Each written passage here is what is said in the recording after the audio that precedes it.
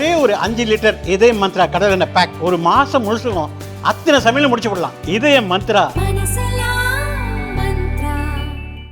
டாஸ்மாக் கடைகளில் விற்பனை செய்யப்படும் மதுபானங்கள்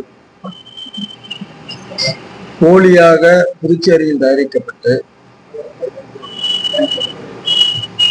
தினசரி கனரக வாகனத்தின் மூலம்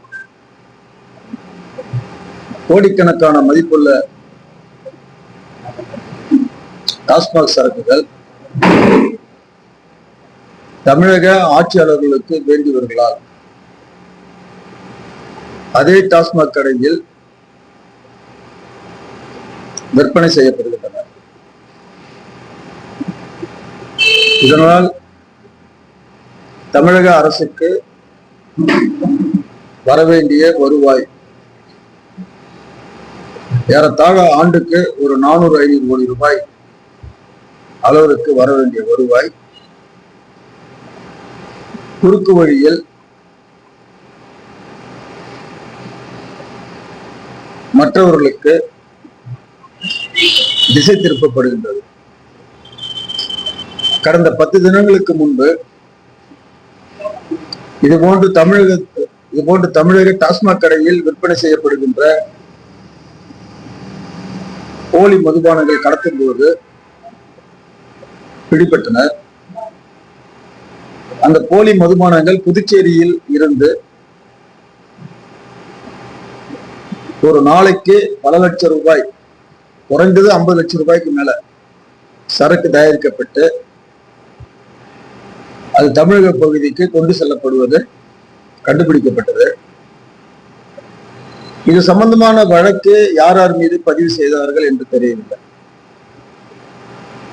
தற்போது தமிழகத்துல டாஸ்மாக் கடைகளில் ஒரு ஆண்டுக்கு பல ஆயிரம் கோடி ரூபாய் அளவில் ஊழல் முறைகேடு நடைபெற்று வருவதாக அமலாக்கத்துறையினுடைய விசாரணையில் தினசரி தெரிய வருகிறது. புதுச்சேரியில் இருந்து போலி மதுபானம் தயாரிக்கப்பட்டு டாஸ்மாக் கடையினுடைய லேபிள் ஆலோ மார்க் அதை ஒட்டி தயாரிக்கப்பட்டு அதே டாஸ்மாக் கடையில் விற்பனை செய்யப்படுகின்ற அந்த சூழ்நிலை குறித்து அமலாக்கத்துறை இதில் நேரடியாக விசாரணை நடத்த வேண்டும்.